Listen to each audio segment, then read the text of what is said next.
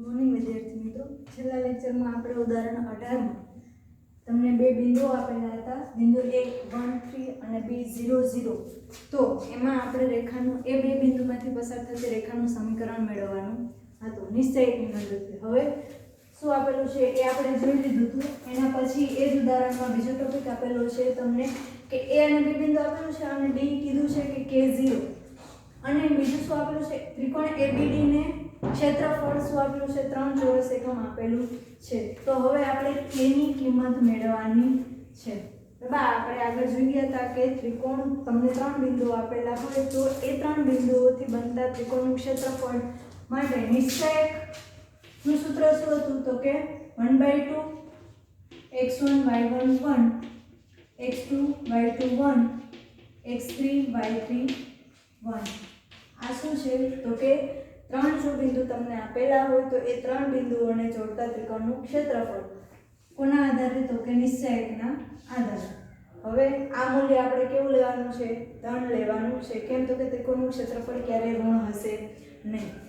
આ સૂત્ર ઉપરથી આપણે બીજા 2-3 ઉપયોગ જોઈ લીધા હતા કે જો તમને સમરેખતા સાબિત કરવાની હોય 3 બિંદુઓની તો ત્યારે ડેલ્ટાનું મૂલ્ય શું થશે, 0. કેમ તો કે ત્યારે એ ત્રણેય બિંદુઓ સમરેખ હશે એટલે કે ત્રિકોણ રચશે નહીં, એટલે ક્ષેત્રફળ શું આવશે, એનું મૂલ્ય 0. અથવા તો એનાથી ઉલટું કે તમને ક્ષેત્રફળનું મૂલ્ય આપેલું હોય, ધારો કે કોઈ હું ધારી લઉં કે k ચોરસ એકમ હોય તો તમારે અહીંયા હજુ ધારો કે કોઈ એક ચલ આપી દે તો એ ચલનું મૂલ્ય શોધવાનું હશે. જેમ કે અત્યારે આ જ ઉદાહરણમાં આપણે લેવાનું છે 3 બિંદુઓ તમને આપેલા છે A, B અને D. એમાં D બિંદુમાં તમને k ચલ નાખી દીધો છે અને શું આપેલું છે, ક્ષેત્રફળ તમને આપેલું છે. ત્યારે આપણે એ ચલનું મૂલ્ય શોધવાનું છે. તો શું થશે જોઈએ આપણે. ત્રિકોણ ABD તમને ત્રિકોણ કહી દીધું છે બરાબર, એટલે ત્રિકોણ ABD ઉપરથી ક્ષેત્રફળ આપણે શું લેશું તો કે ત્રિકોણ ABD નું ક્ષેત્રફળ ડેલ્ટા બરાબર શું થશે તો કે 1/2 બિંદુ A 1 3 1, B બિંદુ તો કે 0 0 1, P બિંદુ તો કે K 0 અને 1. એનું મૂલ્ય તમને શું આપેલું છે, 3. બરાબર. હવે એક વસ્તુ શું અહીંયા ખાસ ધ્યાન રાખવાની છે તો કે જ્યારે તમને ક્ષેત્રફળનું મૂલ્ય આપેલું હોય અને એના ઉપરથી તમારે કોઈ ચલનું મૂલ્ય શોધવાનું હોય ત્યારે હંમેશા ક્ષેત્રફળનું મૂલ્ય શું આવશે, અહીંયા પ્લસ ઓર માઇનસ લખવાનું થશે. કેમ તો કે આપણે શરૂઆતમાં નિશ્ચયકનું મૂલ્ય ધન કે ઋણ ગમે હોઈ શકે. જો પરફેક્ટ આપણે ક્ષેત્રફળનું જ મૂલ્ય શોધવાનું હોય તો આપણે શું લઈ લઈશું, છેલ્લે કે એનું ધન મૂલ્ય લઈ લઈશું.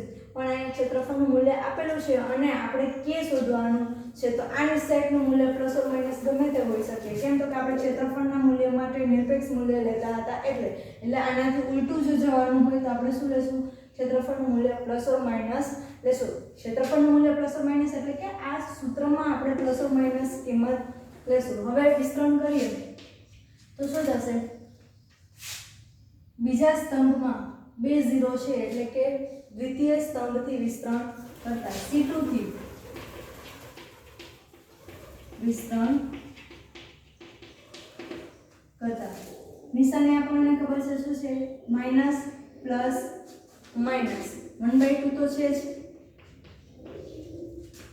શું આવશે તો કે -3 ઇન્ટુ 3 જે હારમાં છે એને બાદ કરતા બાકીના ઘટકોથી બનતો નિશ્ચય એટલે કે 0 1 k 0 એટલે કે 0 - k 0 - k પ્લસ 0 માઇનસ 0 આના બરાબર પ્લસ ઓર માઇનસ 3.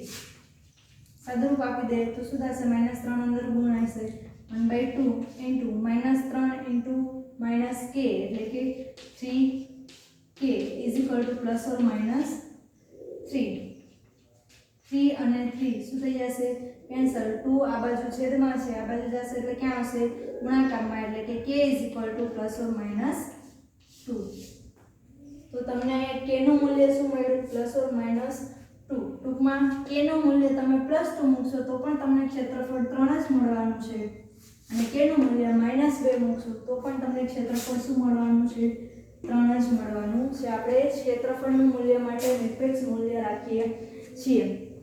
જોઈએ હવે એના પછી સ્વાધ્યાય 4.3 માં તમને હોમવર્કમાં આપેલા હતા દાખલા નંબર 1 નો બીજો ત્રીજો બરાબર આપણે અત્યારે પહેલામાં તો કંઈ કરવાનું છે ને દાખલા નંબર 1 માં 1 2 3 શું કરવાનું છે શિરોબિંદુ આપેલા છે અને ક્ષેત્રફળ શોધવાનું છે ડાયરેક્ટ શિરોબિંદુને આ નિશ્ચયકમાં મૂકી દો નિશ્ચયકનું સૂત્ર વાળું શું હતું ક્ષેત્રફળનું સૂત્ર તો કે x1 y1 1 x2 y2 1 x3 y3 1 is equal to delta 1/2 ખાસ ભૂલાય નહીં આગળ જે આ 1/2 છે એ ખાસ ભૂલાય નહીં બરાબર એના ઉપરથી થઈ જશે બધા દાખલા નંબર 2 જોઈએ આપણે શું સાબિત કરવાનું છે તો કે a b અને c ત્રણ બિંદુઓ આપેલા છે એ સમરેખ છે બરાબર દાખલા નંબર 1 માં જે બાકી છે એ આપણે હોમવર્કમાં આપશું દાખલા નંબર 2 જોઈએ ડાયરેક્ટ એમાં a બિંદુ શું આપેલું છે તો કે a b c બીજું બિંદુ આપેલું છે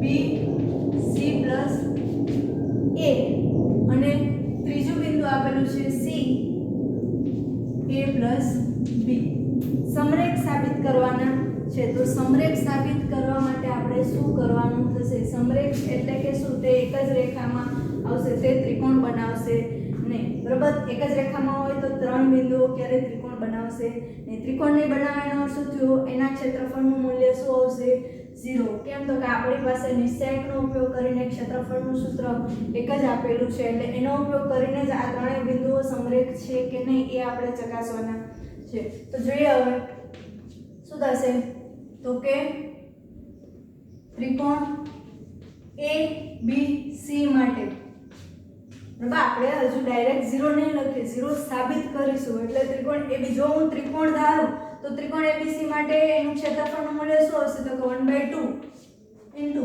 x1 y1 1 x2 y2 1 x3 y3 1 મૂકી દઈએ આપણે મૂલ્ય તો કે 1/2 પહેલું બિંદુ x1 y1 કયું બિંદુ છે a b c બિંદુ તમે આડા ગમે તે લઈ શકો તમને એમ થાય કે મારે આ a બિંદુ છે બીજી આરમાં લેવું તો પણ લઈ શકાય b બિંદુ પહેલી આરમાં લેવું તો પણ લઈ શકાય એનાથી નિશ્ચયકના મૂલ્યમાં કે ક્ષેત્રફળના મૂલ્યમાં કંઈ ફેરફાર થશે નહીં ક્ષેત્રફળના મૂલ્યમાં કદાચ પ્લસ માઇનસ થઈ શકે પણ આપણે તો ખબર છે કે ક્ષેત્રફળનું મૂલ્ય કેવું લેવાનું છે 3 લેવાનું છે એટલે કે નિરપેક્ષ લેવાનું છે b c a 1 c a b into 1 હવે શું થશે ડાયરેક્ટ આપણે વિસ્તરણ કરી અથવા તો નિશ્ચયકનો ગુણધર્મ વાપરી અને ચકાસી કઈ કોમન નીકળે છે અથવા તો ડાયરેક્ટ ક્યાંય 0 બને છે 1 1 1 આપેલા છે એટલે ધારો કે હું પહેલી હારને બીજી હારમાંથી બાદ કરું બીજી હારને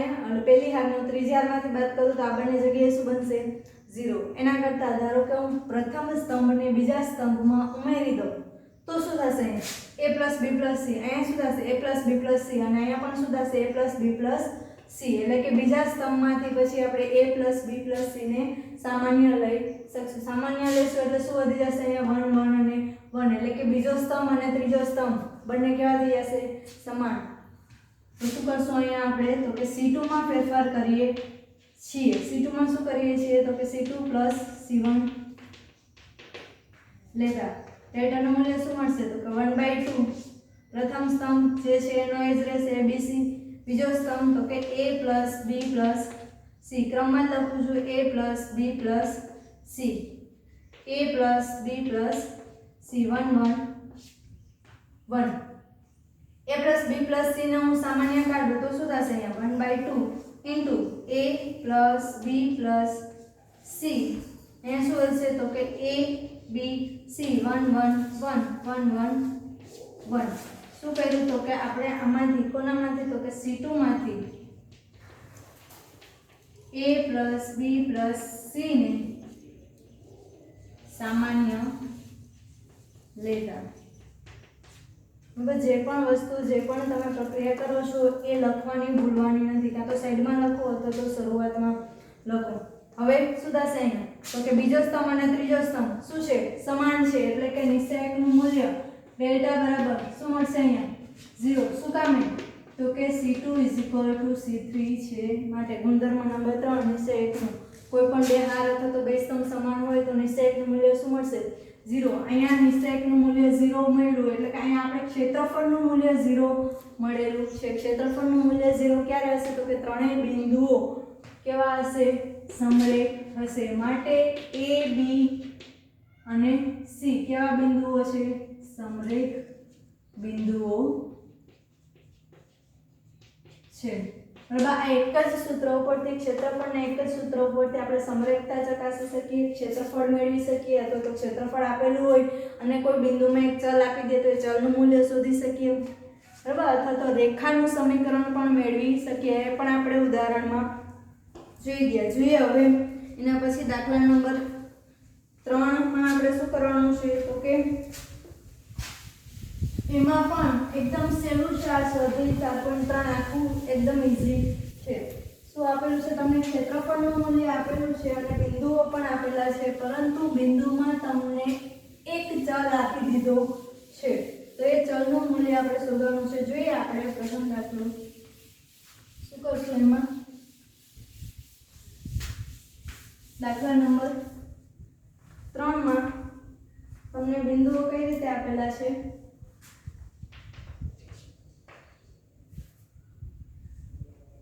પેલો બિંદુ છે K0, બીજું બિંદુ છે 4 0, ત્રીજું છે 0 2 અને ડેલ્ટાનું મૂલ્ય એટલે કે ક્ષેત્રફળનું મૂલ્ય કેટલું આપેલું છે?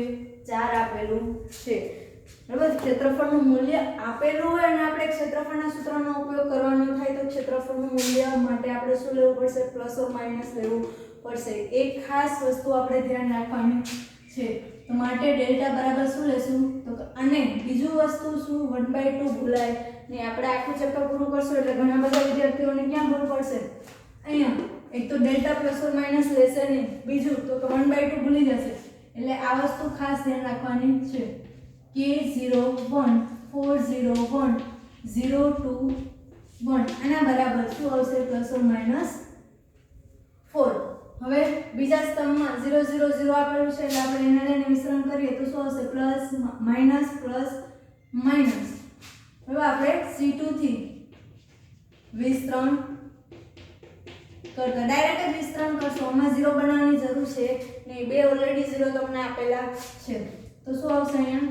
તો 1/2 into 0 minus 0 plus 0 minus 2 into બરાબર 0 0 અને 2 બે જે હારમાં અને જે સ્તંભમાં છે એને બાદ કરતા શું વધે છે? અહીંયા K 4 1 1 એટલે કે K ઇન્ટુ 1 K માઈનસ 4 આના બરાબર પ્લસ ઓર માઈનસ 4. 1/2 2 ના ઓલી બાજુ જાવ તો શું થશે? 4 આરે ગુણાશે. -2 ના અંદર ગુણી નાખો એટલે શું થશે? -2K minus minus plus 4 દૂને 8 is equal to 2 ને ઓલી બાજુ જવા દીધા એટલે કે પ્લસ ઓર માઈનસ 8.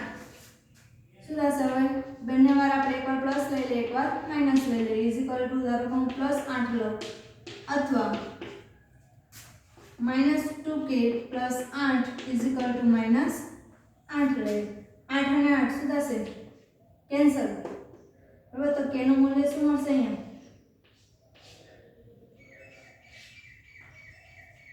0.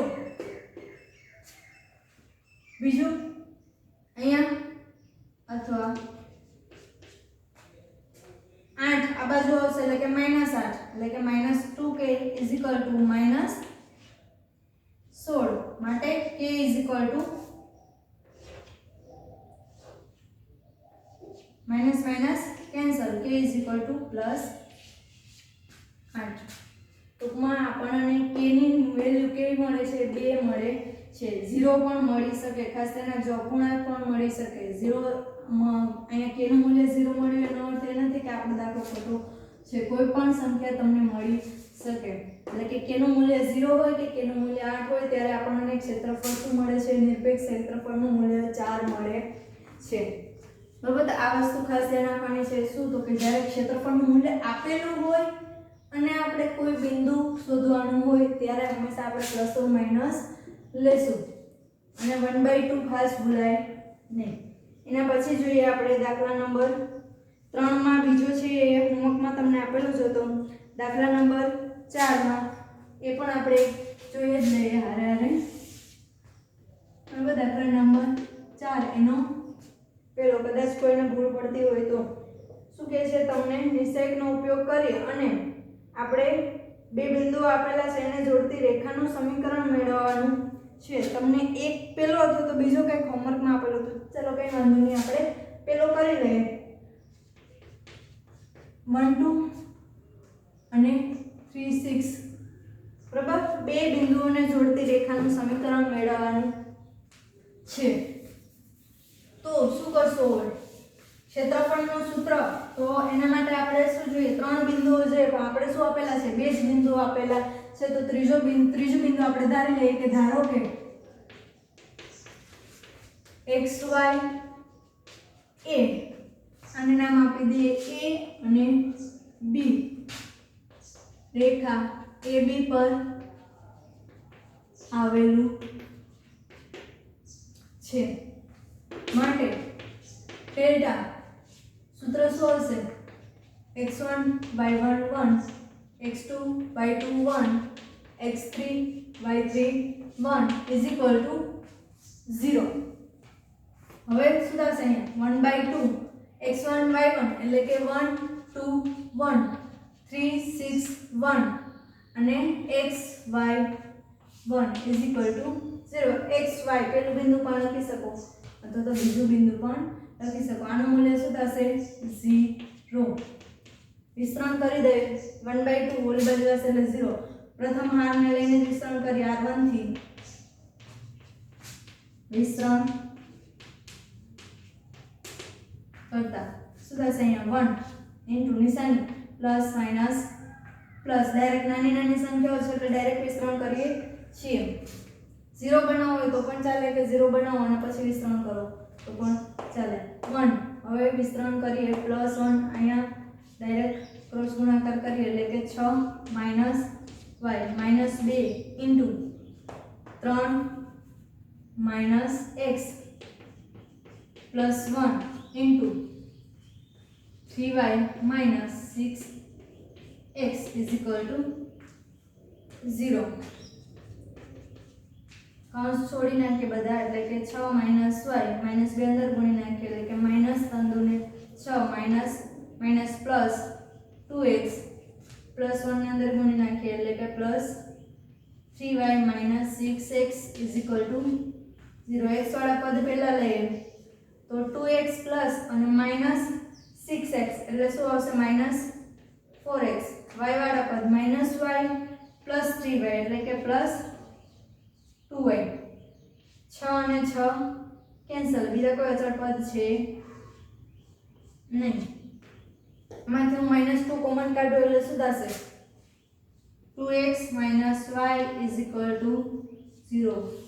આ આપણને શું મળ્યું? તો કે બે બિંદુઓ તમને આપેલા છે 1 2 3 6 માંથી પસાર થતી રેખાનું સમીકરણ શું છે? 2x y is equal to 0. કોનો ઉપયોગ કરીને? તો કે ત્રિકોણના ક્ષેત્રફળનો નિશ્ચયકની મદદથી ત્રિકોણના ક્ષેત્રફળનું મૂલ્ય વાળું જે સૂત્ર આપેલું છે એનો ઉપયોગ કરીને આપણે રેખાનું સમીકરણ મેળવેલું છે. બરાબર, હવે એના પછીનું હોમવર્કમાં છે એટલે કે સ્વાધ્યાય 4.3 આપણું કમ્પ્લીટ થઈ ગયું છે. એમાં દાખલા નંબર 5 MCQ તમને આપેલો છે એ પણ જાતે જ કરવાનું છે. તમને ક્ષેત્રફળ આપી દીધું છે અને ત્રણ બિંદુઓમાં એક બિંદુમાં તમને K4 એટલે કે K નું મૂલ્ય શોધવાનું છે. બરાબર, તો ખબર જ છે બધાને.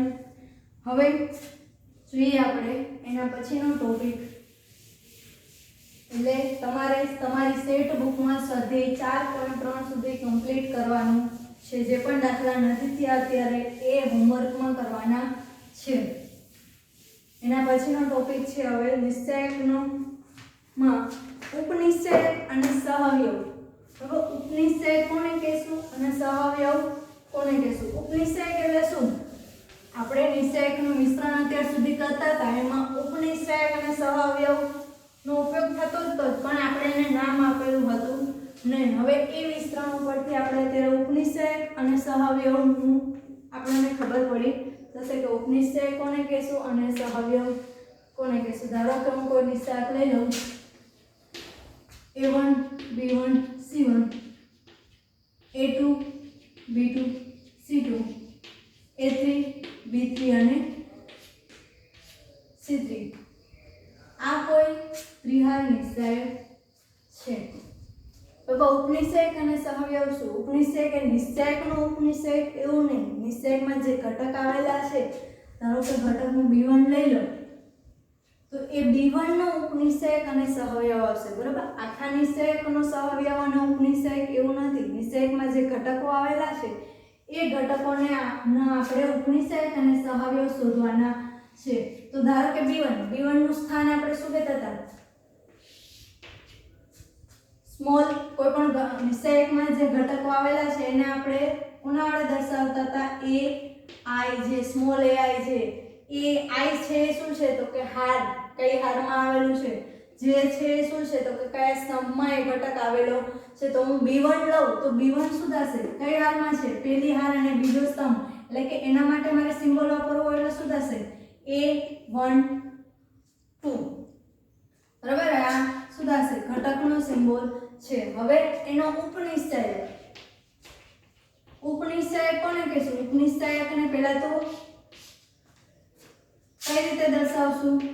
નો ઉપનિશ્ચાયક મારે શોધવો છે, તો એને આપણે સંજ્ઞા કેપિટલ M વડે દર્શાવશું અને જે સ્થાન છે એ તો છે જ કેપિટલ M1 2। એનો ઉપનિશ્ચાયક શું થશે? તો કે એ જે હાર અને જે સ્તંભમાં આવેલા છે એને બાદ કરતા બાકીના ઘટકોને એના એ જ સ્થાને રાખી તેનાથી બનતો નિશ્ચાયક, એટલે કે આપણે જે વિસ્તરણમાં કરતા હતા એ જ વસ્તુ ઉપનિશ્ચાયક અને સહવયવમાં કરવાના છે। પણ અત્યારે એક એક ઘટકને અનુલક્ષીને જોવાનું છે। B1 નો મારે શોધવું છે, એટલે B1 કયા હારમાં છે? પ્રથમ હાર અને બીજા સ્તંભમાં, એને બાદ કરી દઉં તો શું વધે છે? તો કે A2 A3 C2 C3। હવે આ શું થઈ ગયું? તો કે ઉપનિશ્ચાયક કોનો? તો કે M1 2 નો, બરાબર। આ ઉપનિશ્ચાયક કોનો છે? તો કે B1 નો ઉપનિશ્ચાયક છે, અથવા તો હું અહીંયા B1 નો ઉપનિશ્ચાયક પણ લખી શકું। ખાલી ઉપનિશ્ચાયક શું થશે? તો કે જે ઘટકનો આપણે ઉપનિશ્ચાયક શોધવાનો છે એ ઘટકને જે હાર અને જે સ્તંભમાં છે એને બાદ કરતા બાકીના ઘટકોથી બનતો નિશ્ચાયક, એટલે આપણે શું થશે? A2 C2 A3 C3। ધારો કે હું એમ કહું કે મારે C3 નો ઉપનિશ્ચાયક શોધવો છે,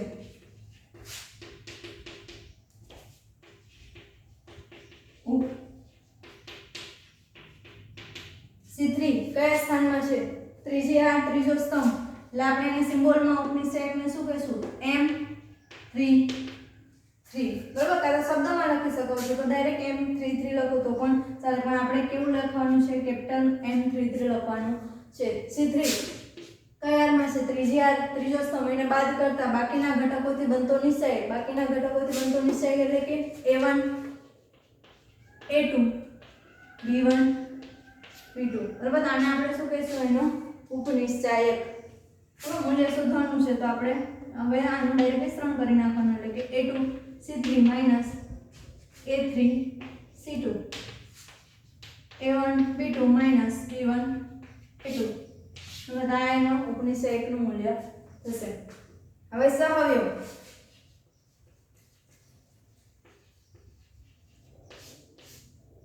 બરાબર। આપણે A1 2 નો સહવયવ શોધવાનો હોય તો શું કરવાનું? જે પણ ઘટકનો સહવયવ શોધવાનો હોય તો એ ઘટકનો સહવયવ શું થશે? તો કે તેના ઉપનિશ્ચાયકને -1 ની i પ્લસ j ઘાત વડે ગુણતા જે મૂલ્ય મળે છે એને આપણે તે ઘટકનો સહવયવ કહેશું, બરાબર। જે તે ઘટકનો સહવયવ શોધવાનો હોય તો એ શું થશે? તો કે તેના ઉપનિશ્ચાયકને -1 ની i પ્લસ j ઘાત વડે ગુણતા શું મળે છે? આપણને તે ઘટકનો સહવયવ મળે છે। ધારો કે અહીંયા હું A1 2 એટલે કે જે B1 છે, ઉદાહરણ તરીકે B1 નો જ મારે શું કરવાનું છે?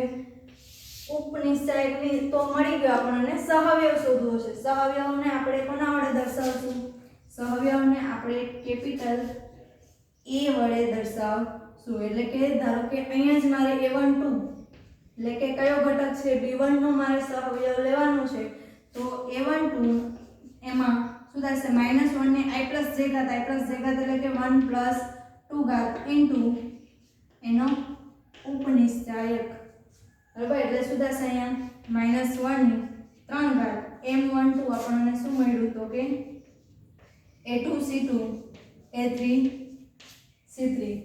તો આ વસ્તુ આપણે ખાસ ધ્યાન રાખવાની છે. સહઅવયવ એ બીજું કંઈ નથી, શું છે તો કે જે તે ઘટકનો સહઅવયવ મેળવવો હોય તો આપણે એ ઘટકના ઉપનિશ્ચાયકને -1 ની i + j ઘાત વડે ગુણવામાં આવે તો તે ઘટકનો આપણને શું મળે છે તો કે સહઅવયવ મળે છે. એ જ વસ્તુ અહીંયા m33 એનો ઉપનિશ્ચાયક મારે મેળવવો હોય a33, બરાબર. કેપિટલ A કે શું તો શું થશે -1 ની 3 + 3 ઘાત ઇન્ટુ એનો ઉપનિશ્ચાયક એટલે શું છે a1 a2 b1 b2. આપણે દાખલા ગણશું એમ વધારે ખબર પડશે, બરાબર. એ વસ્તુ ખાસ ધ્યાન રાખવાની છે, બરાબર. વિસ્તરણમાં આપણે આ જ કરતા હતા. શું કરતા હતા પેલિયાના લઈને વિસ્તરણ કરું તો a1 ઇન્ટુ શું આવશે તો કે એ જે હાર અને એ જે સ્તંભમાં બાદ કરતા બાકીના ઘટકોથી બનતો નિશ્ચયક એટલે કે એનો ઉપનિશ્ચયક.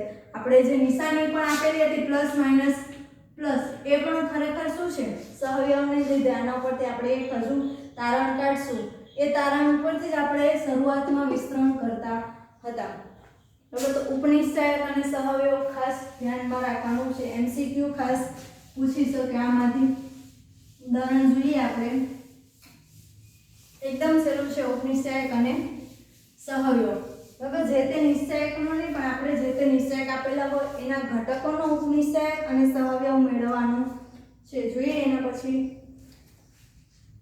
ઉદાહરણ 19 શું આપેલું છે તમને ડેલ્ટા બરાબર 1 4 7 2 5 8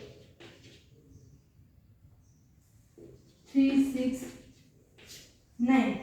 આમાં શું કહે છે ના ઘટક 6 નો ઉપનિશ્ચાયક શોધવાનું કહે છે. ઘટક 6 નો ઉપનિશ્ચાયક ઘટક 6, બરાબર. એટલે આપણે શું લખશું ઘટક 6 નો ઉપનિશ્ચાયક. શબ્દોમાં આવડું મોટું ન લખવું હોય તો શું લખો ડાયરેક્ટ 6 એ કયા સ્થાન ઉપર છે તો કે બીજી હાર ત્રીજો સ્તંભ. એટલે કે ઉપનિશ્ચયકને આપણે કેના વડે દર્શાવીએ છીએ કેપિટલ M વડે. અને અહીંયા એનું સ્થાન એટલે કે 6 જે સ્થાન ઉપર આવેલો છે એ કયું સ્થાન છે બીજી હાર ત્રીજો સ્તંભ એટલે કે M2 3. ઉપનિશ્ચયક એટલે શું તો કે જે ઘટકનો ઉપનિશ્ચયક શોધવાનો છે એ ઘટક જે હાર અને જે સ્તંભમાં આવેલો છે એને બાદ કરતા બાકીના ઘટકોથી બનતો નિશ્ચયક. બાકીના ઘટકોથી બનતો નિશ્ચયક એટલે કે 6 કઈ બીજી હાર ત્રીજો સ્તંભ એને હું બાદ કરી દઉં તો શું વધે છે 1 2 7 8, બરાબર. વિસ્તરણ કરી દઈએ આપણે એટલે શું થશે અહીંયા 8 માઈનસ 7 દુ ને 14 એટલે કે શું થશે -6, બરાબર. તો આને આપણે શું કહીશું તો કે ઘટક 6 નો ઉપનિશ્ચયક શું થશે -6. ઉદાહરણમાં તમને સહઅવયવ નથી આપેલો પણ કદાચ જો સહઅવયવ શોધવાનો હોય તો આપણે અત્યારે લઈ લઈએ કે a23 શું થશે તો કે -1 ને i + j ઘાત એટલે કે 2 + 3 અને એનો જ ઉપનિશ્ચયક એટલે કે -6. બસ આ જ વસ્તુ આપણે કરવાની છે. કેમાં સહઅવયવમાં -1 ની 5 ઘાત એટલે શું થશે માઈનસ માઈનસ સુધી જશે પ્લસ એટલે કે ઉપનિશ્ચયક -6 છે. નિશ્ચયક એનો સહઅવયવ શું થશે 6. હવે જરૂરી નથી નિશાની બદલે. ક્યારે નિશાની બદલશે તો કે આની ઓડ ઘાત આવેલી હોય તો એટલે કે 2 + 3 એકી ઘાત આવેલી હોય ત્યારે હંમેશા અહીંયા -1 નો ગુણાકાર શું થશે એટલે નિશાની ત્યારે બદલશે. માઈનસ હશે તો પ્લસ અને પ્લસ હશે તો માઈનસ. ઉપનિશ્ચયક જો માઈનસ હશે તો પ્લસ થઈ જશે સહઅવયવ અને જો પ્લસ હશે તો માઈનસ. પણ ક્યારે તો કે જ્યારે આની ઘાત શું થાય એકી સંખ્યામાં થાય એટલે કે સ્થાન ઉપર આધારિત છે, બરાબર. બધામાં પ્લસ માઈનસ થશે નહીં કે આલો ઉપનિશ્ચયક એનો માઈનસમાં મળ્યો તો ડાયરેક્ટ સહઅવયવ તમે પ્લસ લખી નાખો એવું નહીં. -1 ની આ ઘાત જોવાની છે. જોઈએ એના પછીનું ઉદાહરણ શું કહે છે. ઉદાહરણ 20 માં તમને એક નિશ્ચયક આપેલો છે 1 4 -2 3, બરાબર. આ દાખલામાં આપણે શું કરવાનું છે તો કે એના બધા જ ઘટકોના ઉપનિશ્ચયક અને સહઅવયવ શોધવાના છે. જોઈએ હવે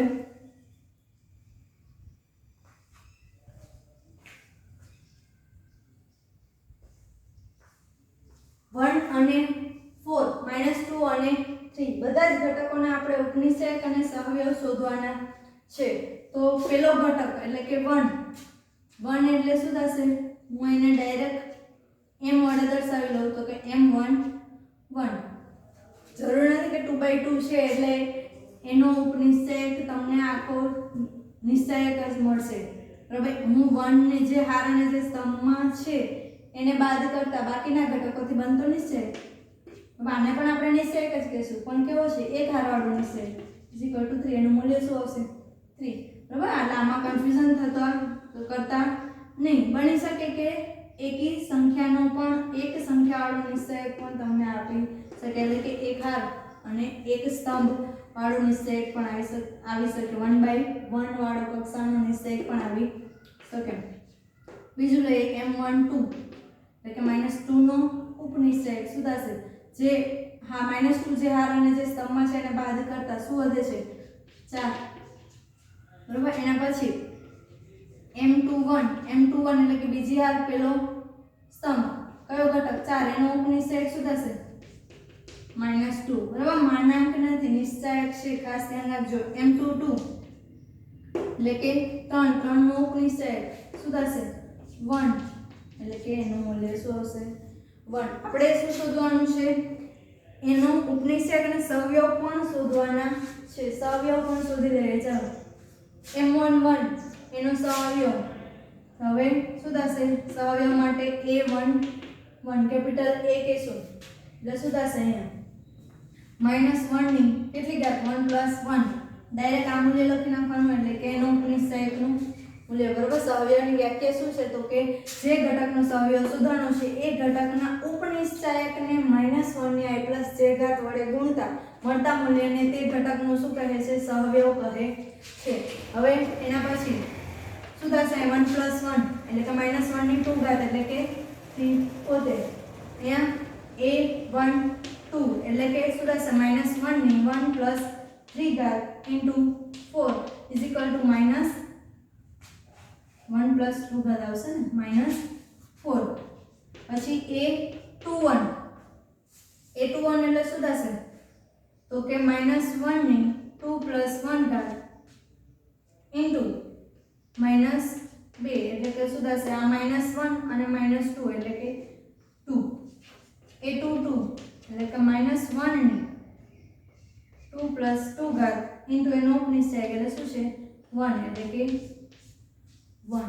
તો આ શું થયું આપણે? તો કે તમને 2/2 નો નિશ્ચયક આપેલો હતો, એમાં બધા જ ઘટકોના આપણે સહવયવ અને ઉપનિશ્ચયક શોધવાના હતા. 3/3 નો પણ આપી શકે. આના પછી ઉદાહરણ જોશું જેમાં તમને શું કે પર્ટિક્યુલર કોઈ ઘટક ના કે પણ બધા જ ઘટકોના સહવયવ અને ઉપનિશ્ચયક. તો આ રીતે આપણે એક પછી એક બધા જ ઘટકો લેતા જવાના છે અને એના ઉપનિશ્ચયક પહેલા શોધશું અને સહવયવ, બરાબર. ઉપનિશ્ચયક શું છે? તો કે ઉપનિશ્ચયક તમને 1/1 કક્ષાનો પણ નિશ્ચયક મળી શકે. આના ઉપરથી શું ખ્યાલ આવે છે? તો કે હંમેશા જે ઉપનિશ્ચયક મળે છે એની કક્ષા શું થશે? ધારો કે કોઈ નિશ્ચયક મૂળ નિશ્ચયક તમને 3 કક્ષા વાળો આપેલો હોય તો એના કોઈ પણ ઘટક લઈ લો તમે, બરાબર. એ નિશ્ચયકમાં કેટલા ઘટક આપેલા હોય? 3 કક્ષા એટલે કેટલા ઘટક હશે? 3/3. 3 9 ઘટક હશે. 9 ઘટક ના ઉપનિશ્ચયકની કક્ષા શું થશે? બરાબર. ઘટકની, નિશ્ચયકનો ઉપનિશ્ચયક નહીં હોય, ઘટકનો ઉપનિશ્ચયકની કક્ષા શું થશે? તો કે 3 - 1 એટલે કે 2 કક્ષા થશે. એટલે કે ધારો કે કોઈ નિશ્ચયકની કક્ષા n આપેલી હોય તો તેના ઘટકોની ઉપનિશ્ચયકની સંખ્યા કક્ષા શું થશે? સંખ્યાની શું થશે? કક્ષા n - 1 થશે. એ વસ્તુ ખાસ ધ્યાન રાખવાની છે, બરાબર. આના પછી આપણે જોશું ઉદાહરણ 21. તમને 3/3 નો નિશ્ચયક આપેલો છે અને એમાં પણ આપણે તમને બે ઘટક આપી દીધા છે, a11 અને a21 નો ઉપનિશ્ચયક અને સહવયવ શોધવાનું છે. જોઈ લઈએ આપણે શું થશે. ઉદાહરણ 21. Delta a11 a12 a13 a21 a22 a23 a31 a32 a33.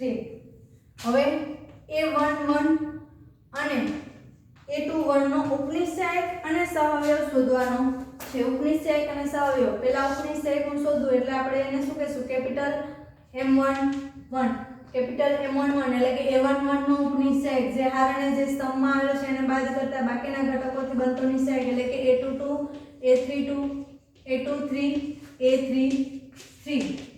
બરાબર, હવે ડાયરેક્ટ ક્રોસ ગુણાકાર કરી નાખો એટલે શું થશે? A22 A33 minus A23 into A32. બરાબર, હારે હારે આપણે એનો સહઅવયવ પણ લઈ લઈએ છીએ. આનો સહઅવયવ -1 ની 1 + 1 ઘાત ઇન્ટુ એનો ઉપનિશ્ચાયક એટલે કે જે આવેલો છે A33 minus A23 A32 minus શું થઈ જશે? Plus A22 A33 minus A23 A32. એના પછી ઘટક M21 એટલે કે A21 ક્યાં આવેલું છે? અહીંયા. એનો ઉપનિશ્ચાયક શું થશે?